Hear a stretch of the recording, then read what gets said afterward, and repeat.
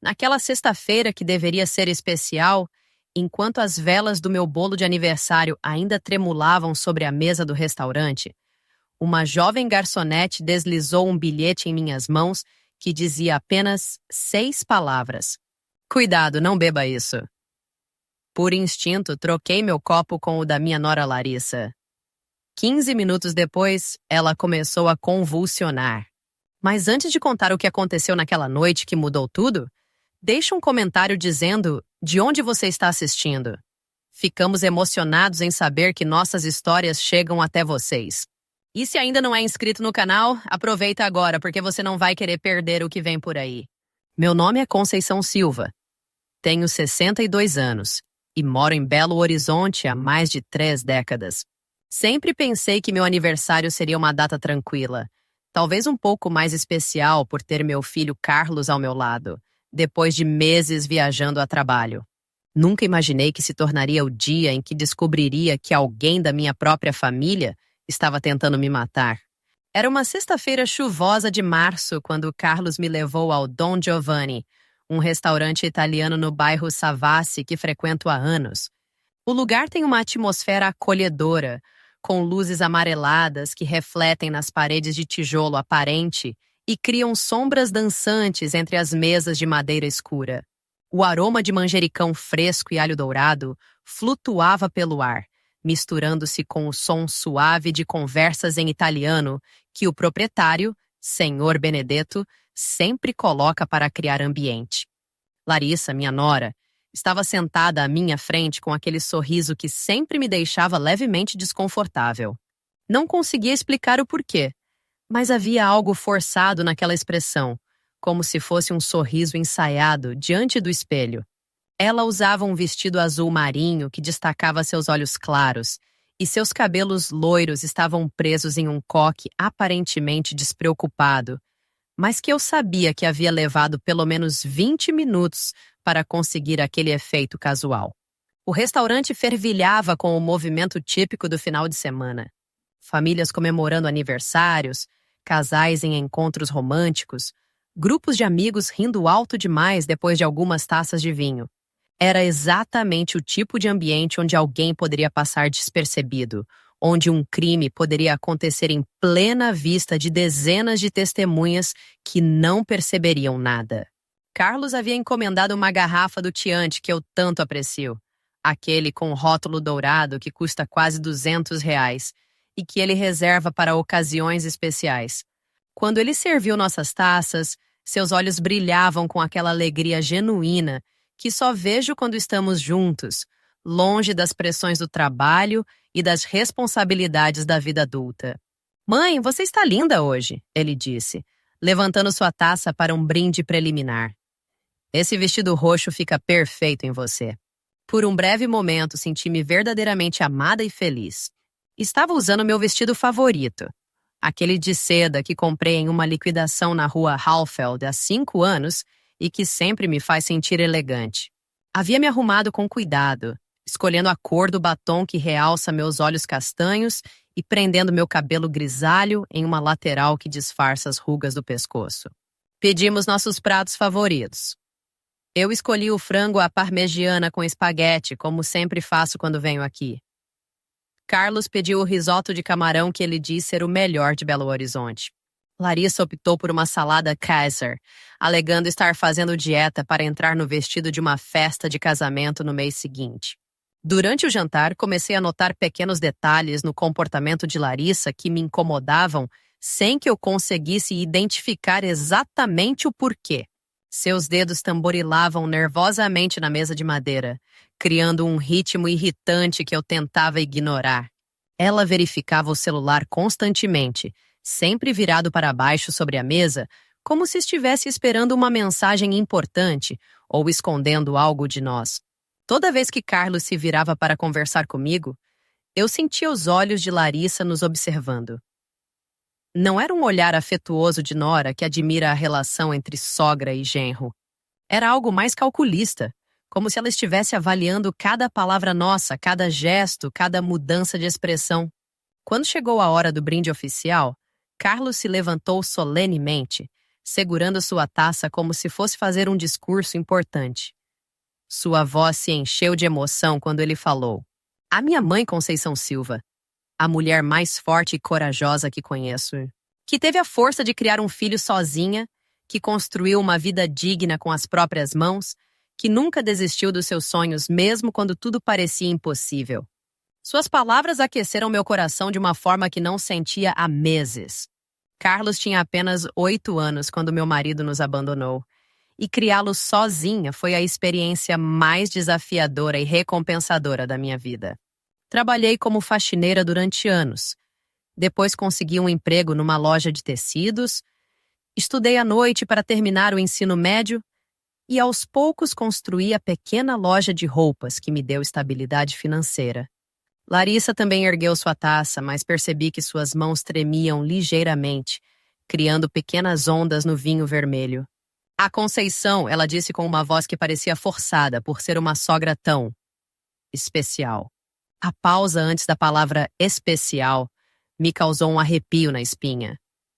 Havia algo naquele tom, naquela hesitação, que me fez sentir como se estivesse sendo avaliada e considerada inadequada. Mas decidi ignorar a sensação e me concentrar na alegria do momento. Foi exatamente nesse instante, quando eu estava prestes a levar a taça aos lábios para o brinde, que percebi uma movimentação discreta próxima à nossa mesa. Uma jovem garçonete de cabelos castanhos cacheados, presos com um elástico simples, se aproximou como se fosse limpar migalhas da mesa ao lado da nossa. Ela não podia ter mais de 25 anos, com pele morena e olhos escuros que pareciam carregar uma preocupação profunda. Usava o uniforme padrão do restaurante, camisa branca e saia preta, mas havia algo em sua postura que me chamou a atenção. Ela se movia com uma urgência controlada, como alguém que havia tomado uma decisão difícil e estava determinada a executá-la. Com um movimento quase imperceptível, ela deslizou um pequeno papel dobrado ao lado do meu prato, entre a taça de vinho e o guardanapo de tecido.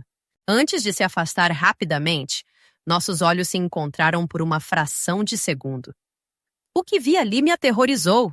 Era um olhar de desespero urgente de alguém que sabia algo terrível e precisava comunicá-lo sem conseguir falar abertamente. Meu coração começou a acelerar instantaneamente, como se meu corpo tivesse reconhecido o perigo antes da minha mente conseguir processá-lo. Com mãos que já começavam a tremer, desdobrei discretamente o papel por baixo da mesa, mantendo-o escondido do olhar de Carlos e Larissa. A mensagem estava escrita com caneta azul, em letras claras e urgentes que demonstravam pressa, mas também determinação. "Não beba isso. Sua vida está em perigo. Confie em mim." J. O mundo ao meu redor pareceu desacelerar como nesses filmes onde tudo acontece em câmera lenta. Os sons do restaurante, conversas, talheres tocando pratos, música italiana de fundo, se tornaram distantes e abafados, como se eu estivesse submersa em água. Minha primeira reação foi pensar que se tratava de uma brincadeira de muito mau gosto. Talvez alguém que me confundiu com outra pessoa. Mas havia algo nos olhos daquela garçonete. Uma sinceridade desesperada que transcendia qualquer dúvida. Olhei para minha taça de vinho, que segundos antes me parecia apenas uma bebida festiva para celebrar mais um ano de vida. Agora, o líquido vermelho escuro parecia conter algo sinistro. Uma ameaça líquida que poderia me destruir com apenas alguns goles. Consegui manter uma expressão que esperava parecer natural, embora por dentro minha mente funcionasse a 1000 por hora, tentando processar o que acabara de acontecer. Carlos e Larissa continuavam conversando normalmente, completamente alheios ao drama que se desenrolava diante deles. Carlos comentava sobre os planos de reforma da casa, enquanto Larissa concordava com aquele sorriso que agora me parecia ainda mais falso. "Com licença", disse, tentando manter a voz firme. "Preciso ir ao banheiro rapidamente." Levantei-me com pernas que pareciam feitas de gelatina, guardando cuidadosamente o papel no bolso interno da minha bolsa. O caminho até o banheiro pareceu interminável, cada passo um esforço gigantesco para manter a compostura. No banheiro, tranquei-me em uma das cabines e reli a mensagem várias vezes, como se as palavras pudessem mudar magicamente ou revelar algum significado diferente.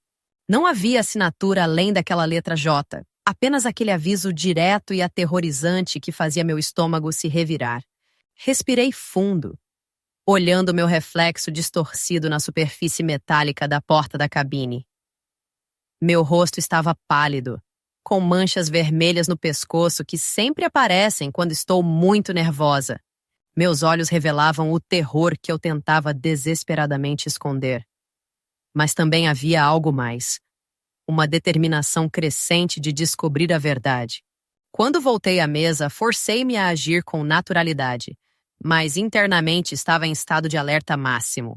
Observei Carlos e Larissa com um olhar completamente novo, como se estivesse vendo-os pela primeira vez. Meu filho parecia completamente normal, falando animadamente sobre a possibilidade de ser promovido a gerente na empresa de engenharia onde trabalha.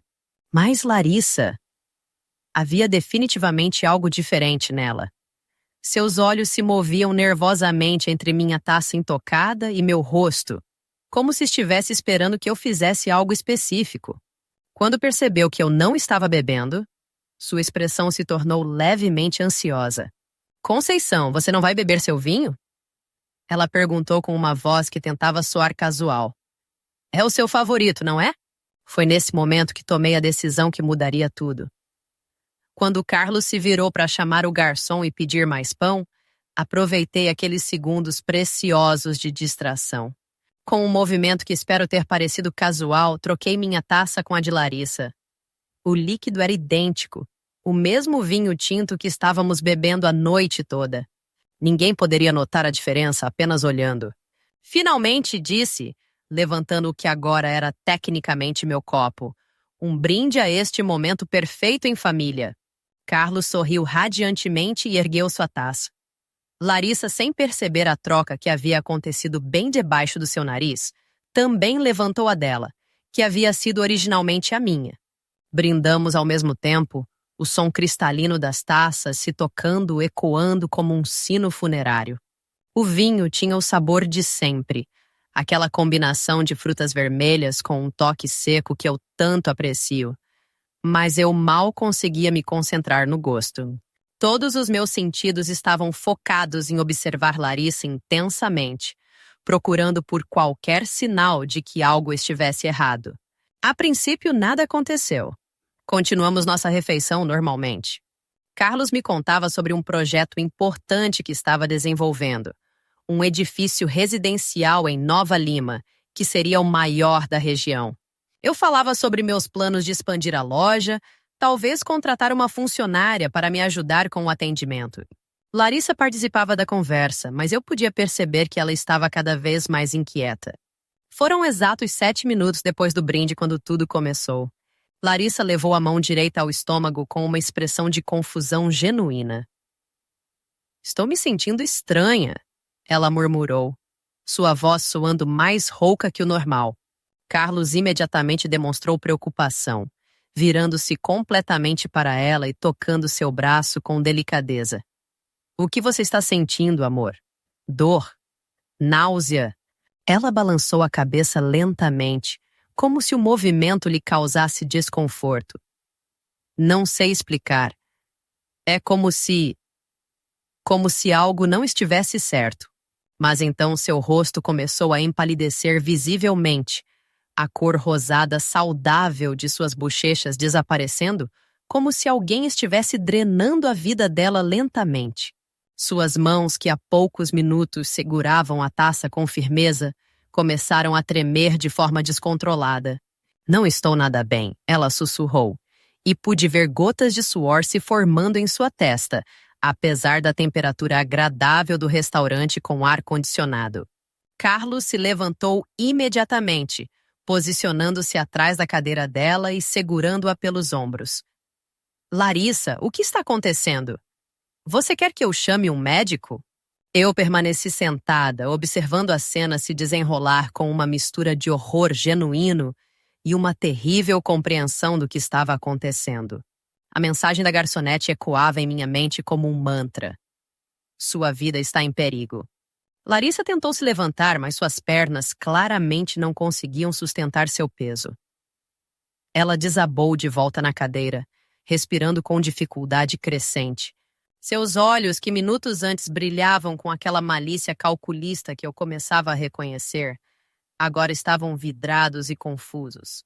Sua pele havia adquirido um tom acinzentado que me aterrorizou. Era a cor da doença grave, da proximidade com algo muito perigoso.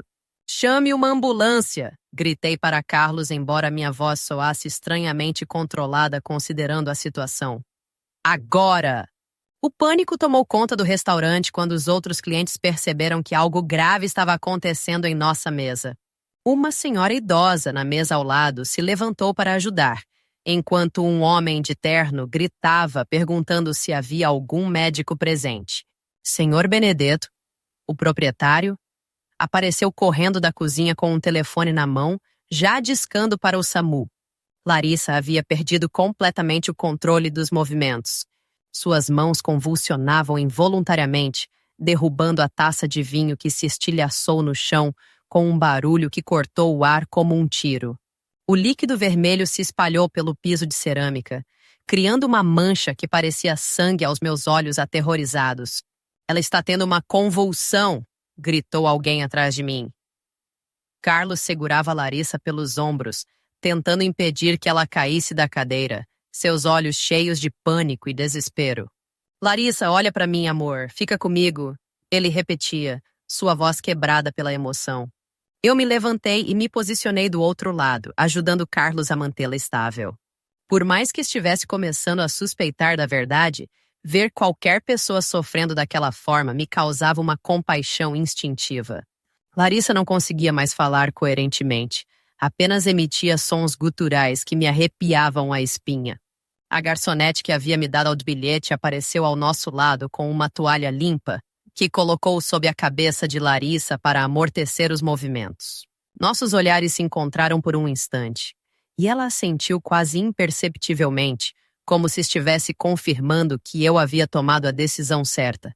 Os paramédicos chegaram em menos de 10 minutos, embora para mim tenham parecido horas intermináveis. 2 homens uniformizados entraram no restaurante carregando uma maca e uma maleta de equipamentos médicos. Eles trabalharam com eficiência profissional, verificando os sinais vitais de Larissa e fazendo perguntas rápidas para Carlos. "Ela ingeriu alguma substância? Medicamentos? Drogas? Álcool?" perguntou o paramédico mais velho, enquanto verificava as pupilas dilatadas de Larissa com uma pequena lanterna. "Apenas vinho", respondeu Carlos desesperadamente. Estávamos jantando normalmente quando ela começou a passar mal. Enquanto eles preparavam Larissa para o transporte, aproveitei um momento de distração para me aproximar discretamente da garçonete. Ela estava recolhendo os cacos de vidro da taça quebrada, mas percebi que estava prestando atenção em nossa conversa. "Obrigada", sussurrei para ela. "Juliana", ela respondeu baixinho. "Meu nome é Juliana Santos. Trabalho aqui há 3 meses, mas estudo enfermagem na PUC. Eu vi ela colocando algo no seu copo quando vocês chegaram. Meu sangue gelou. Você viu o quê? Ela pediu para ir ao banheiro logo depois que vocês se sentaram. Quando voltou, aproveitou um momento em que seu filho estava distraído olhando o cardápio e despejou algo de um pequeno frasco no seu vinho. Pensei em avisar na hora, mas não sabia como. Até que a vi levando a taça à boca. A realidade do que havia acontecido me atingiu como um soco no estômago. Larissa realmente havia tentado me envenenar. E se eu não tivesse trocado os copos, seria eu na maca neste momento, talvez até mesmo morta. A viagem de ambulância até o Hospital das Clínicas foi um pesadelo que parecia não ter fim. Larissa havia perdido a consciência completamente, e os paramédicos trabalhavam freneticamente para manter seus sinais vitais estáveis. Carlos segurava minha mão no banco lateral da maca. Seus dedos gelados e trêmulos. "Ela vai ficar bem, não vai?" Ele perguntava repetidamente, como se repetir a pergunta pudesse garantir uma resposta positiva. Eu não sabia o que responder. Estava dividida entre a preocupação genuína pela vida de Larissa e a terrível compreensão de que ela havia planejado minha morte. Mantinha o bilhete de Juliana firmemente apertado em meu punho, como se fosse a única prova de que não estava enlouquecendo. O cheiro de antisséptico e medicamentos do hospital me atingiu assim que as portas da ambulância se abriram. Era um aroma que sempre me causava ansiedade, me lembrando dos últimos dias de minha mãe, quando passei noites inteiras naquelas cadeiras desconfortáveis de sala de espera. Enquanto os médicos levavam Larissa apressadamente para a sala de emergência, Carlos e eu fomos direcionados para uma área de espera com cadeiras de plástico azul e paredes pintadas de um verde desbotado, que não conseguia disfarçar a atmosfera sombria do lugar. As luzes fluorescentes criavam um ambiente frio e impessoal, acentuando a sensação de irrealidade que me dominava desde o momento em que recebi aquele bilhete. Não entendo o que aconteceu, Carlos murmurava repetidamente, passando as mãos pelo cabelo castanho em um gesto de desespero que me lembrava dele criança, quando algo o deixava confuso ou assustado. Ela estava perfeitamente bem, conversando normalmente, comendo. Talvez tenha sido algo que comeu no almoço, alguma intoxicação alimentar. Eu permanecia em silêncio, observando outros familiares em situações similares. Uma mulher jovem chorava no telefone, relatando o acidente do marido para alguém da família. Um homem idoso caminhava de um lado para outro, claramente nervoso, enquanto esperava notícias sobre sua esposa. Todos nós unidos pela incerteza e pelo medo. Não podia contar a Carlos sobre o bilhete ainda. Não até ter certeza absoluta do que realmente havia acontecido. Mas internamente eu sabia com uma certeza que me gelava os ossos que aquilo não era uma simples intoxicação alimentar. As palavras de Juliana ecoavam em minha mente como um alarme persistente. Eu vi ela colocando algo no seu copo. Após o que pareceram horas intermináveis, mas que o relógio na parede indicava serem apenas 45 minutos, um médico jovem com barba bem aparada e jaleco impecável se aproximou de nós. Sua expressão séria e a forma como ele verificou sua prancheta antes de falar anunciavam notícias que ele claramente não sabia como transmitir. "Vocês são família de Larissa Mendes Viana?" Ele perguntou com voz medida, profissional. "Sou o marido", respondeu Carlos imediatamente, se levantando da cadeira como se estar de pé pudesse acelerar as respostas. "Esta é minha mãe Conceição. Como a Larissa está? Ela vai ficar bem?" O médico se sentou na cadeira à nossa frente, um gesto que instantaneamente me fez perceber a gravidade da situação. Médicos só se sentam quando têm notícias muito sérias para dar. "Sua esposa está estável por enquanto", ele começou, escolhendo cada palavra cuidadosamente. "Conseguimos controlar as convulsões e ela está sedada na UTI, mas precisamos conversar sobre o que causou o colapso dela." Ele fez uma pausa, olhando diretamente para Carlos e depois para mim.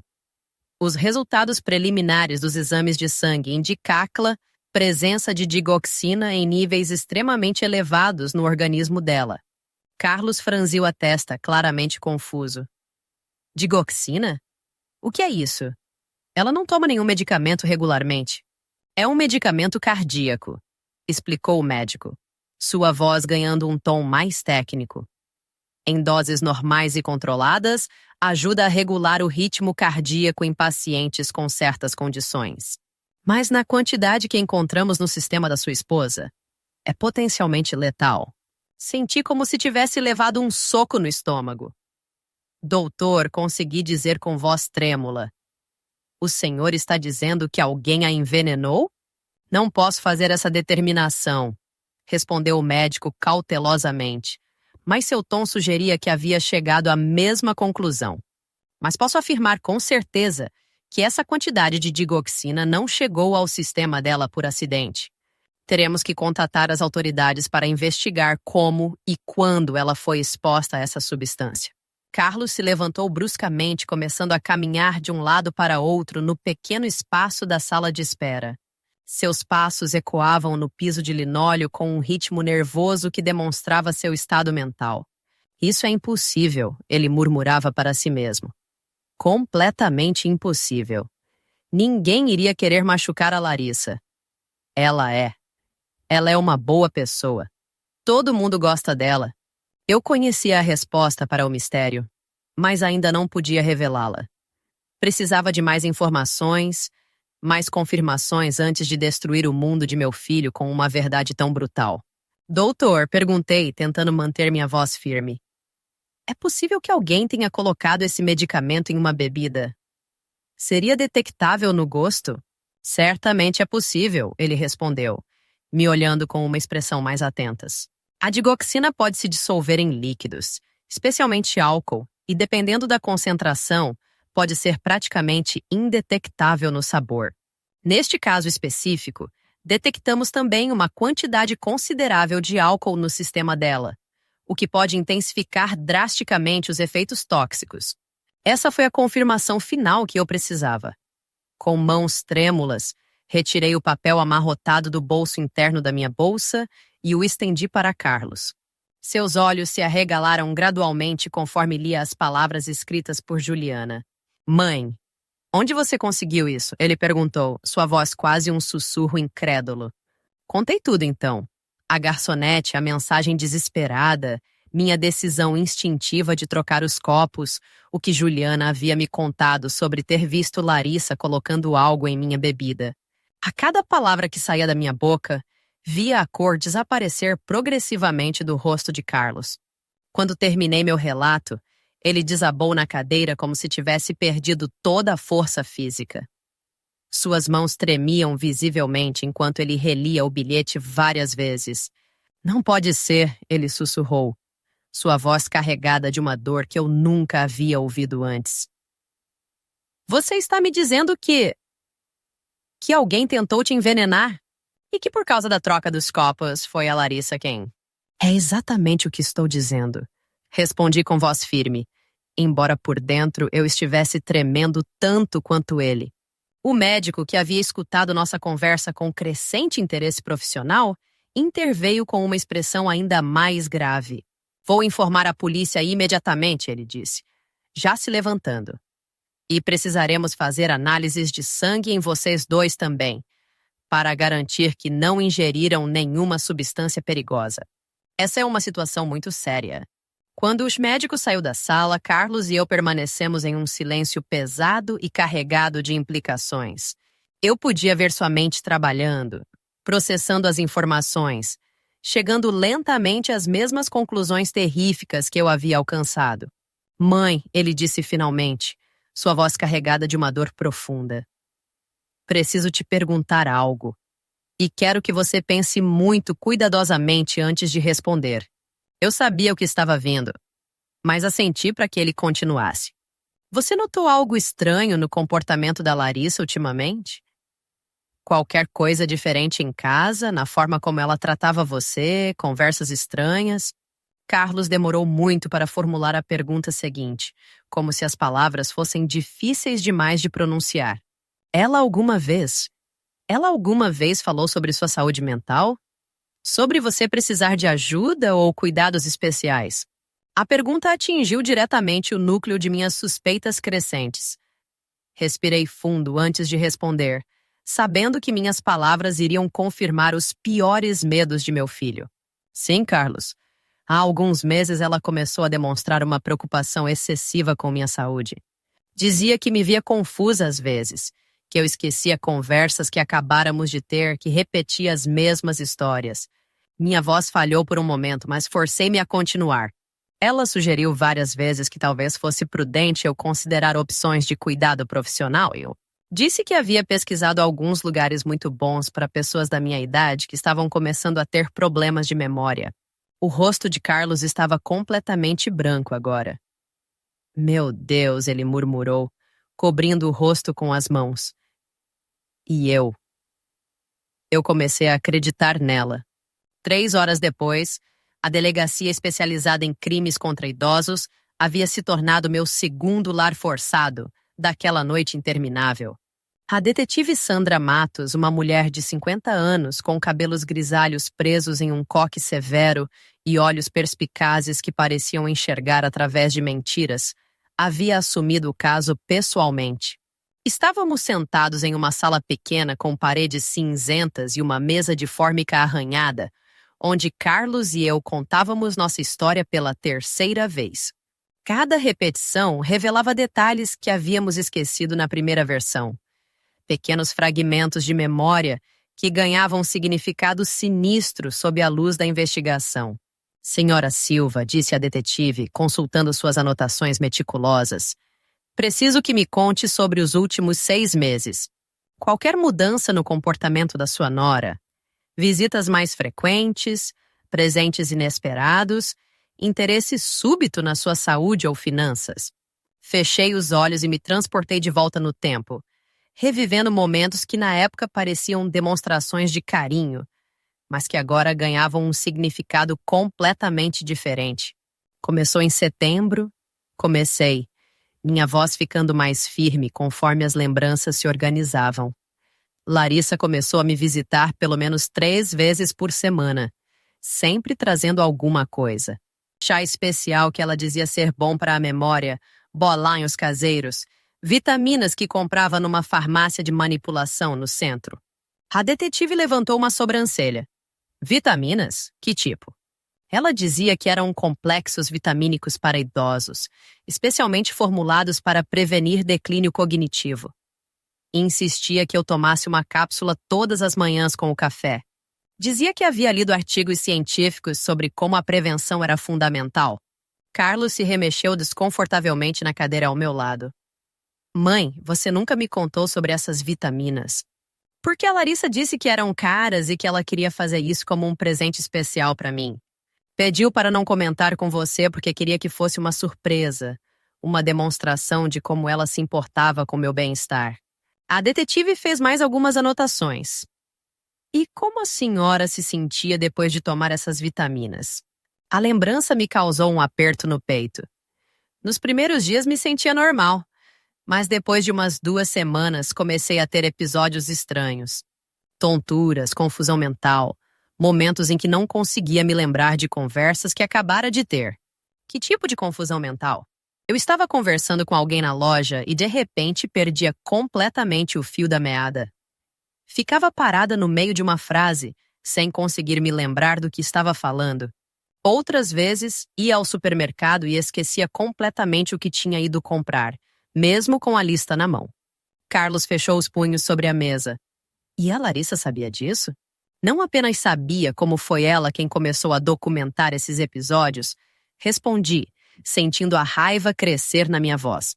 Ela chegava para me visitar e dizia coisas como: Conceição, você se lembra da conversa que tivemos ontem sobre o seu médico? Quando eu dizia que não me lembrava, ela ficava com uma expressão de preocupação fingida e anotava em um caderninho que sempre carregava. A detetive se inclinou para frente. Ela fazia anotações sobre seus supostos esquecimentos? Sim. Dizia que era importante manter um registro para mostrar ao médico caso fosse necessário.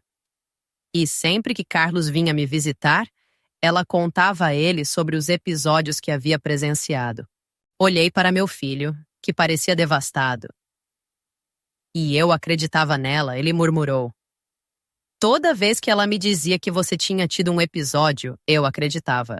Pensei que ela estava sendo uma nora dedicada ao cuidar de você. Não é sua culpa, eu disse tocando sua mão. Ela era muito convincente. Me fazia duvidar da minha própria realidade. A detetive continuou suas perguntas sistemáticas. Senhor Viana, sua esposa fez alguma sugestão sobre cuidados médicos para sua mãe? Procuração, documentos legais, mudanças no testamento? Carlos ficou visivelmente desconfortável. No mês passado, ela sugeriu que minha mãe deveria me dar procuração sobre suas finanças. Disse que era apenas por precaução, caso algo acontecesse com ela. E também, sua voz falhou. Também o quê? Insistiu a detetive. Ela havia pesquisado algumas casas de repouso especializadas em cuidados geriátricos. Lugares caros em Brasília e São Paulo que ela dizia serem os melhores do país para pacientes com declínio cognitivo inicial. Senti uma onda de náusea. Ela queria me internar? Ela dizia que não era internação, mas sim cuidado preventivo. que nesses lugares você receberia estimulação cognitiva apropriada, medicação supervisionada, que seria melhor para sua qualidade de vida. A detetive fez mais anotações. E quanto custavam esses lugares? Entre 8 e 12 mil reais por mês, Carlos respondeu com voz quase inaudível. Larissa dizia que valia o investimento, que poderíamos usar as economias da minha mãe para garantir que ela tivesse o melhor cuidado possível. O quadro completo começava a se formar, e era mais horrível do que eu havia imaginado. Larissa não apenas planejara me envenenar, mas havia preparado cuidadosamente o terreno para que minha morte parecesse natural e até mesmo esperada. "Há mais alguma coisa?" perguntou a detetive. Carlos hesitou antes de responder. 3 semanas atrás, encontrei alguns frascos de medicamentos na bolsa dela. Quando perguntei, ela disse que eram vitaminas para ela mesma, suplementos para aumentar a energia. Mas agora que penso nisso... Ele parou, claramente perturbado. "O que você lembra sobre esses frascos?" Eram pequenos, de vidro escuro, sem rótulos comerciais. Pareciam medicamentos manipulados. E nunca a vi tomando nenhum. Nesse momento, uma policial civil entrou na sala, com uma pasta de documentos.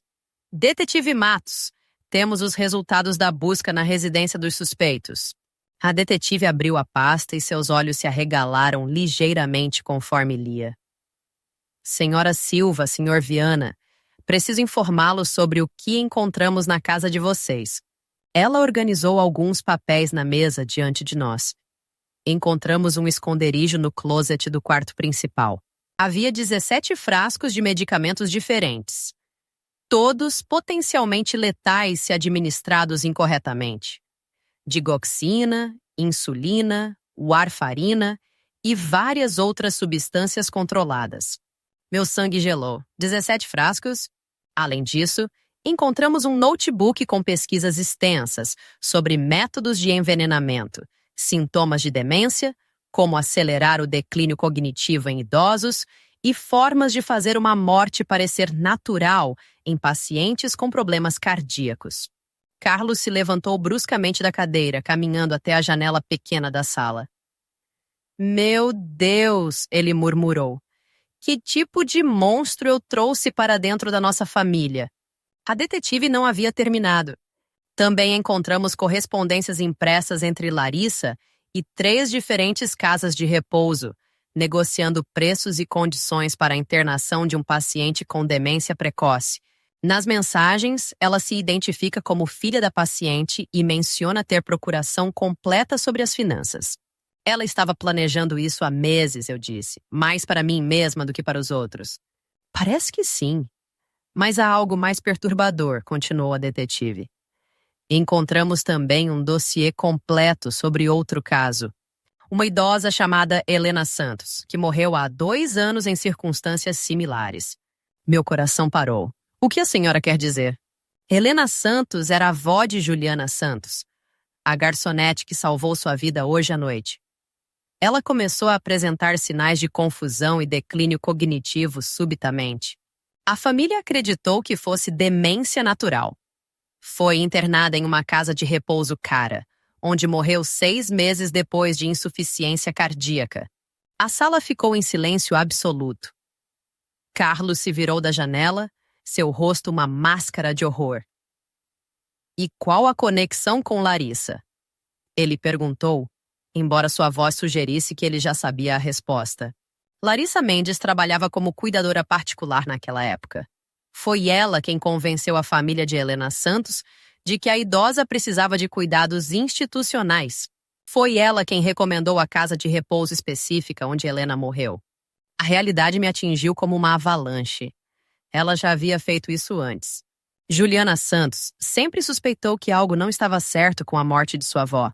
Quando reconheceu Larissa no restaurante hoje à noite, ela a estava seguindo discretamente há algumas semanas, tentando entender se suas suspeitas tinham fundamento. Carlos voltou para a mesa desabando na cadeira. "Quantas outras pessoas ela machucou? Estamos investigando agora. Mas com base no que encontramos hoje, suspeitamos que Helena Santos não foi a única vítima anterior." A detetive organizou seus papéis e se levantou. Vocês podem ir para casa agora, mas precisaremos de mais depoimentos nos próximos dias. E recomendo fortemente que a senhora Silva considere ficar com parentes ou amigos por algumas semanas, até que tenhamos certeza absoluta de que Larissa não representa mais nenhuma ameaça. Ela vai ficar comigo, disse Carlos imediatamente. Não vou deixá-la sozinha nem por um minuto. Quando saímos da delegacia, já era quase 3 da manhã. As ruas de Belo Horizonte estavam desertas, com apenas alguns ônibus noturnos e táxis circulando pelas avenidas iluminadas. O ar da madrugada estava fresco, uma mudança bem-vinda depois das horas sufocantes que passamos em salas fechadas. No carro, Carlos dirigia em silêncio absoluto. Eu podia ver que ele estava processando tudo o que havíamos descoberto, tentando reconciliar a imagem da esposa que pensava conhecer com a realidade da mulher que havia tentado me assassinar. Mãe! Ele disse finalmente, sua voz quebrada pela emoção. Me perdoa. Por favor, me perdoa por ter duvidado de você. Por ter deixado que ela fizesse isso com você por tanto tempo. Carlos, respondi segurando sua mão livre. Você não tem nada pelo que se desculpar. Larissa é uma manipuladora experiente. Ela me enganou também. Mas eu deveria ter percebido os sinais. Deveria ter questionado quando ela começou a falar sobre seus problemas de memória. Deveria ter confiado mais em você. Como você poderia saber? Ela se apresentava como a nora perfeita, preocupada com o bem-estar da sogra idosa. Qualquer pessoa teria chegado às mesmas conclusões que você, completei. Ela é uma sociopata experiente. Provavelmente estudou exatamente como manipular famílias em situações vulneráveis. Chegamos ao apartamento de Carlos em silêncio. Era um prédio moderno em Nova Lima, com vista para as montanhas que cercam Belo Horizonte. Normalmente eu adorava passar tempo ali, mas naquela madrugada o lugar me parecia estrangeiro e desconfortável. Cada sombra poderia esconder uma ameaça, cada som poderia anunciar perigo. 2 semanas após aquela noite terrível, Larissa finalmente havia se recuperado o suficiente para ser transferida da UTI para uma enfermaria hospitalar sob custódia policial. A ironia não passou despercebida por mim. Ela estava sendo tratada pelos mesmos médicos que haviam salvado sua vida depois que ela tentou tirar a minha. A detetive Matos me ligou numa terça-feira ensolarada para informar que Larissa havia solicitado uma conversa comigo. Ela alega ter informações importantes sobre outros casos, explicou a detetive. Obviamente, a senhora não tem obrigação alguma de aceitar esse encontro, dona Conceição. Mas ela insiste que só falará se puder conversar diretamente com a senhora. Parte de mim queria recusar imediatamente. A última coisa que desejava era ficar frente a frente com a mulher que havia planejado sistematicamente minha morte durante meses. Mas outra parte, a parte que havia sobrevivido a décadas de adversidades e criado um filho sozinha, sabia que eu precisava encerrar aquele capítulo da minha vida olhando diretamente nos olhos do meu algoz. Carlos ficou horrorizado com minha decisão de aceitar o encontro. Mãe, essa mulher tentou te matar. Não temos que dar a ela a satisfação de uma conversa cara a cara. Não é para dar satisfação a ela. Expliquei enquanto escolhia cuidadosamente minha roupa para a ocasião. É para minha própria paz de espírito. Preciso ouvir dela por que fez isso. Preciso entender como uma pessoa pode ser tão fria, tão calculista. O encontro foi marcado para acontecer na sala de visitas do hospital, sob supervisão policial rigorosa. Quando entrei na sala, encontrei Larissa sentada em uma cadeira de rodas, ainda conectada a alguns equipamentos médicos, mas com os olhos tão afiados e calculistas quanto sempre. Ela havia perdido peso durante a internação, o que acentuava seus traços angulares, dando-lhe uma aparência quase vampiresca. Conceição, ela disse, sua voz rouca mas firme. Obrigada por vir. Sei que não foi uma decisão fácil. Sentei-me na cadeira de frente para ela, mantendo uma distância segura. 2 policiais permaneceram no canto da sala, observando cada movimento nosso. Por quê? Perguntei sem preâmbulos. Essa é a única coisa que preciso saber. Por que você tentou me matar? Larissa sorriu, um sorriso frio que me fez lembrar de uma serpente prestes a atacar. Você realmente quer saber a verdade completa? Ou prefere uma versão que te permita dormir melhor à noite? Quero a verdade. A verdade é que você era um obstáculo, ela disse com uma naturalidade perturbadora. Carlos tem uma herança considerável aguardando por ele quando você morrer. Uma casa avaliada em R$ 700 mil, mais de 200 mil em investimentos e uma aposentadoria que poderia ser transferida para ele em certas circunstâncias. Senti como se tivesse levado um tapa no rosto. Você ia me matar por dinheiro? Não apenas por dinheiro, ela corrigiu, ajustando-se na cadeira com um movimento que parecia ensaiado. Também por controle. Você tem uma influência muito forte sobre Carlos. Ele te consulta antes de tomar qualquer decisão importante. Te liga todos os dias. Sempre que eu sugeria algo para o futuro nosso, ele dizia que precisava conversar com você primeiro. A frieza em sua voz me gelou até os ossos. Então você decidiu me eliminar. Decidi resolver um problema de forma eficiente. Idosos com demência morrem de complicações cardíacas o tempo todo. Seria natural, esperado. Carlos ficaria triste por um tempo, mas se recuperaria. E eu estaria lá para consolá-lo e ajudá-lo a construir uma vida nova. E as outras pessoas? Helena Santos? Quantas outras vítimas existem? O sorriso de Larissa se alargou, revelando dentes brancos demais. Helena foi minha primeira experiência real. Antes dela, eu apenas praticava com pacientes terminais durante meu trabalho como auxiliar de enfermagem. Acelerava processos que iam acontecer de qualquer forma. Meu estômago se revirou. Você matou pacientes em hospitais? Eu os libertei do sofrimento prolongado, ela disse, como se estivesse descrevendo um ato de misericórdia. Famílias desesperadas, custos médicos astronômicos, pessoas vegetando por meses sem esperança. Fazia um favor a todos os envolvidos. Quantas pessoas você matou ao todo? Helena foi a número 9. Você seria a 10ª.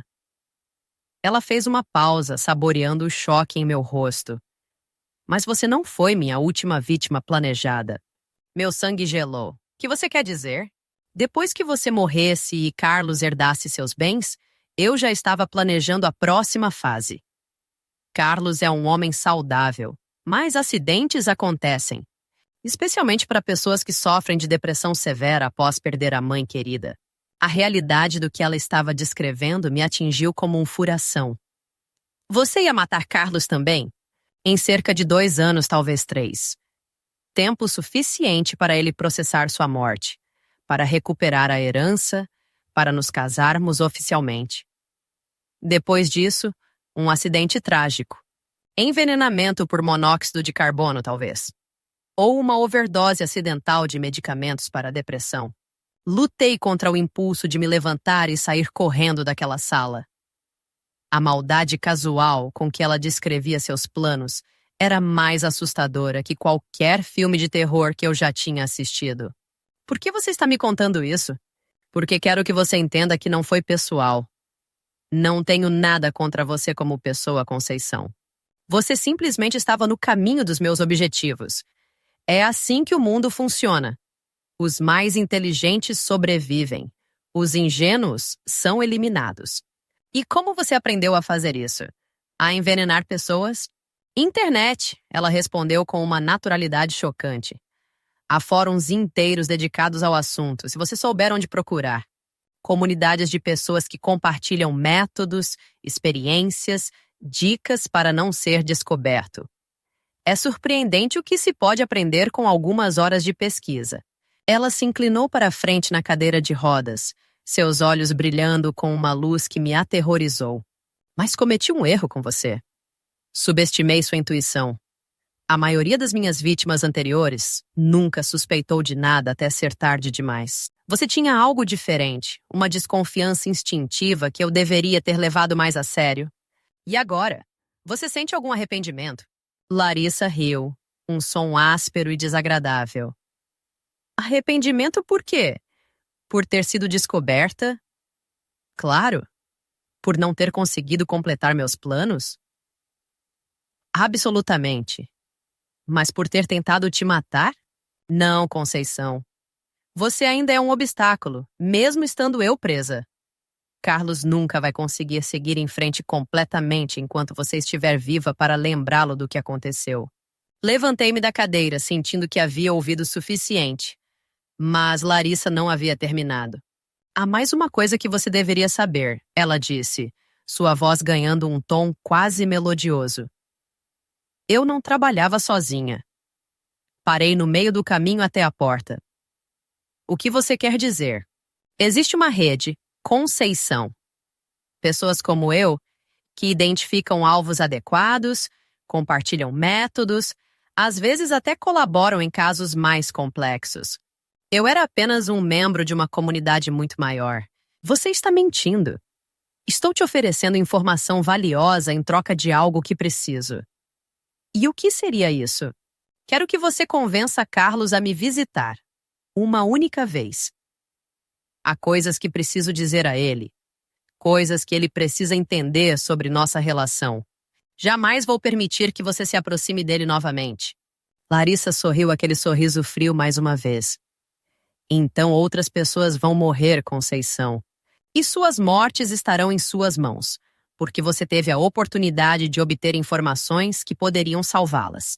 Saí da sala sem responder, mas suas palavras ecoaram em minha mente durante toda a viagem de volta para casa. Carlos estava me esperando ansiosamente, querendo saber todos os detalhes da conversa. Contei quase tudo, exceto a ameaça final sobre a suposta rede de assassinos. Não sabia se Larissa estava dizendo a verdade ou apenas tentando me manipular uma última vez. Mas uma coisa eu sabia com certeza. Jamais permitiria que ela tivesse qualquer tipo de contato com meu filho novamente. 3 dias depois, a detetive Matos me ligou com notícias que confirmaram meus piores temores. Dona Conceição, precisamos conversar urgentemente. Encontramos evidências de que Larissa realmente fazia parte de uma rede organizada. Mensagens encriptadas, fóruns na Dark Web, contatos com pelo menos 7 outras pessoas envolvidas em crimes similares. Isso significa que há outras pessoas como ela por aí? Infelizmente, sim. E com base nas informações que decodificamos do computador dela, suspeitamos que há pelo menos 3 casos ativos acontecendo agora mesmo na região metropolitana de Belo Horizonte. Senti meu mundo desabar novamente. Pensava que com Larissa presa, o pesadelo havia terminado. Mas, na verdade, havia apenas começado a descobrir a extensão do horror que ela representava. "O que vocês precisam de mim?" perguntei. Larissa ofereceu colaborar com a investigação em troca de uma redução de pena.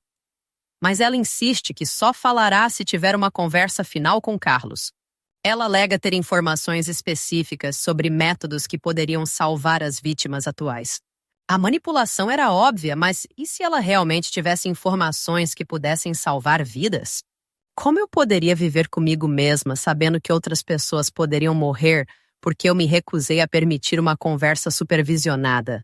Quando contei para Carlos sobre o pedido de Larissa, sua reação foi de repulsa imediata. "Não, mãe. Absolutamente não. Ela já fez mal suficiente para nossa família. Mas, Carlos, e se ela realmente souber de outras vítimas? E se pudermos salvar outras famílias de passar pelo que nós passamos?"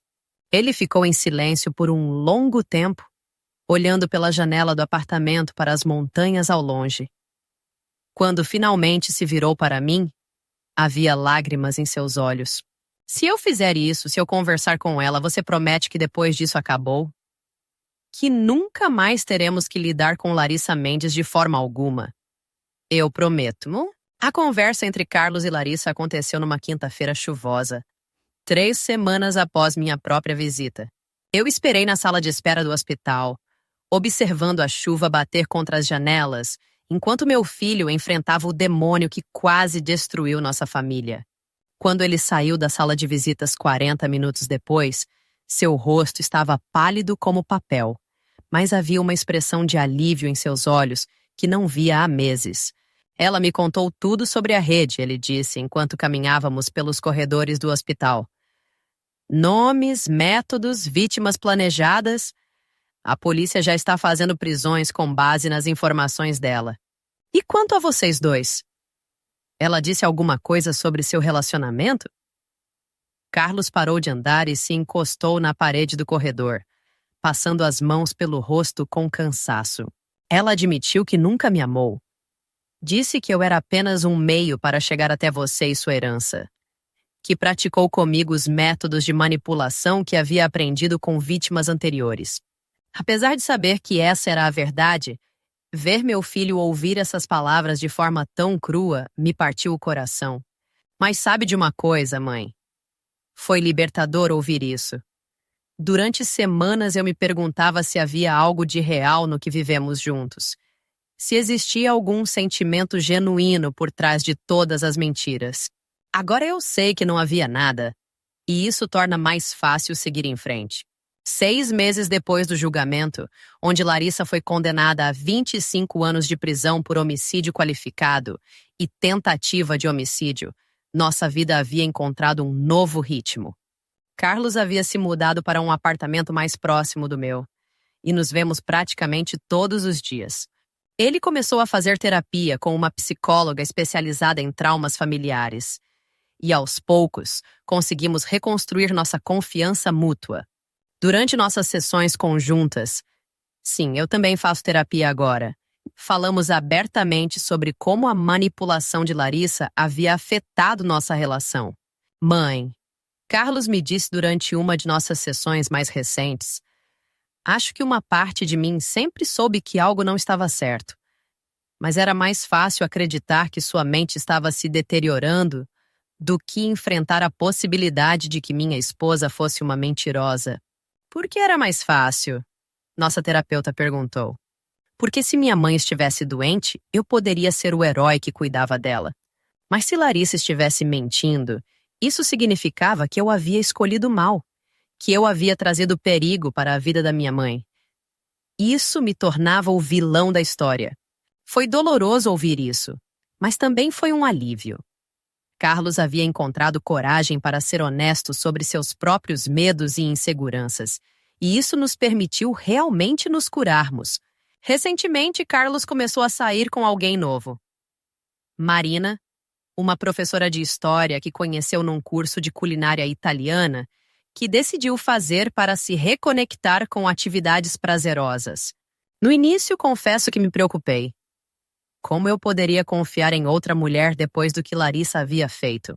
Mas Marina é genuinamente transparente.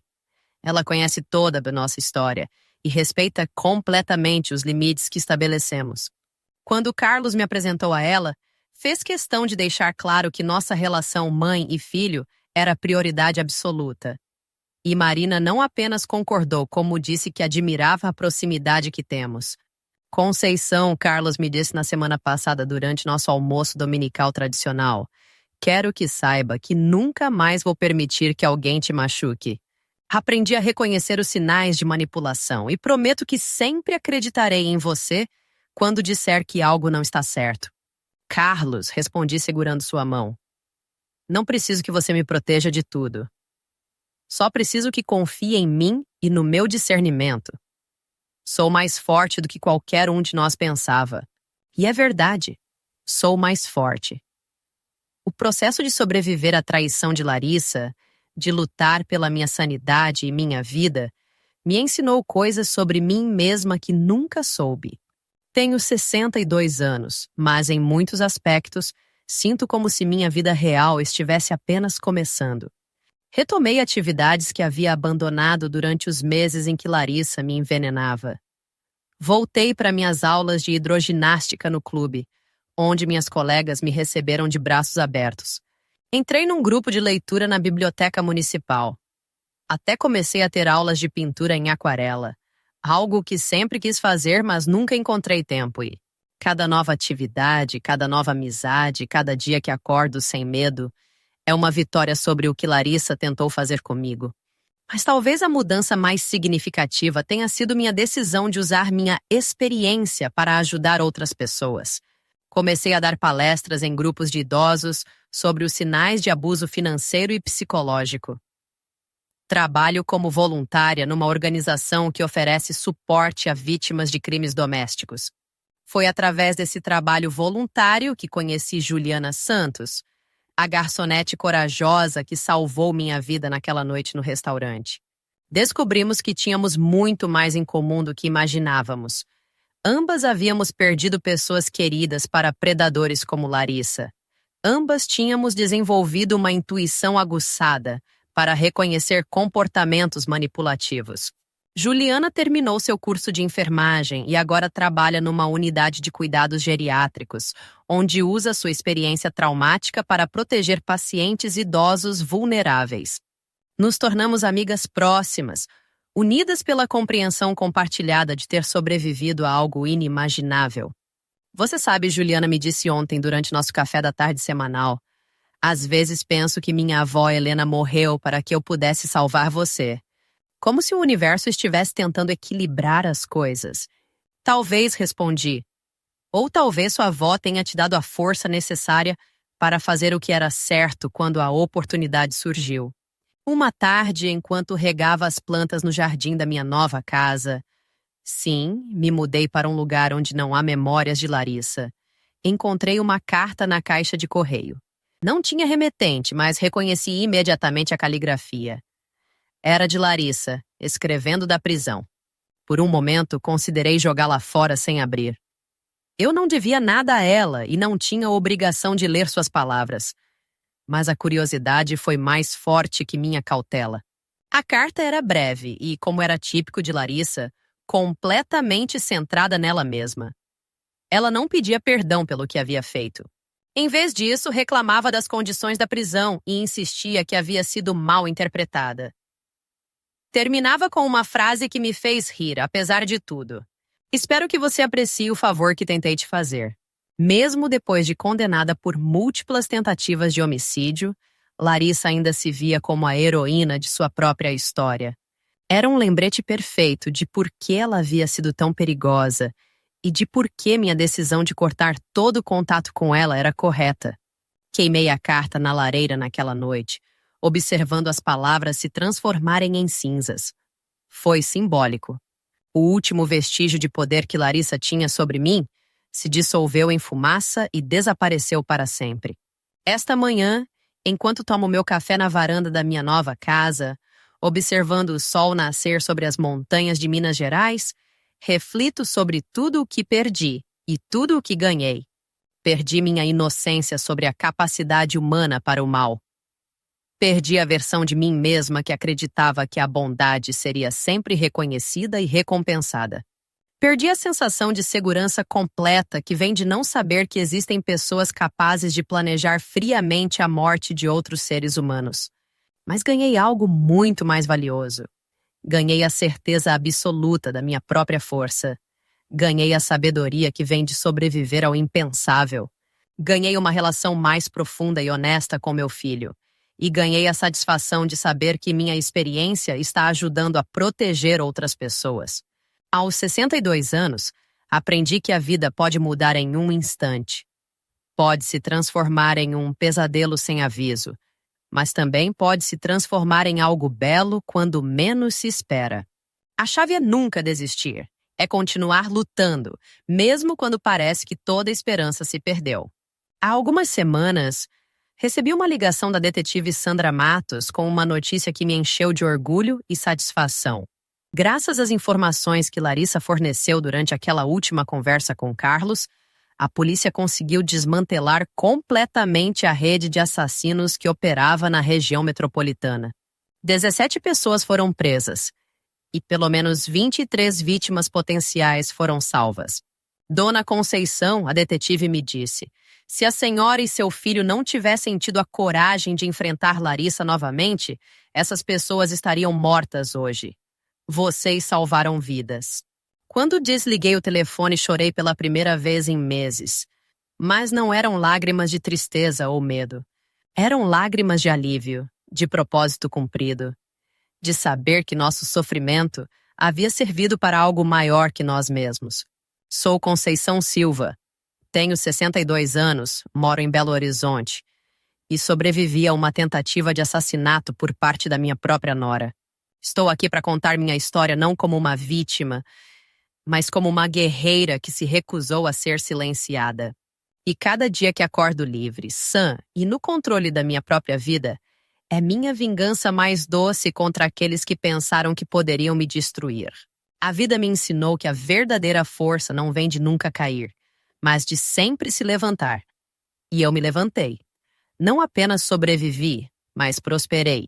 Transformei minha dor em propósito, meu medo em coragem, minha experiência em sabedoria que pode proteger outras pessoas. Se há alguém assistindo este vídeo que está passando por algo similar, que suspeita que alguém próximo pode estar tentando machucá-lo, quero que saiba.